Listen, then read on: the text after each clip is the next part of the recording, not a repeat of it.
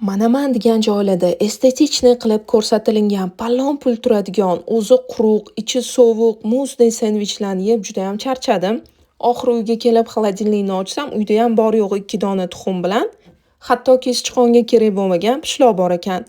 O'shani ikkalasini birlashtirib zo'r sendvich tayyorlash mumkinligi hayolimga kelib qoldi. Kelinglar birgalikda tayyorlaymiz. Demak, birinchi navbatda tovaga ozgina yog' solib, ikkita tuxumni chaqamiz.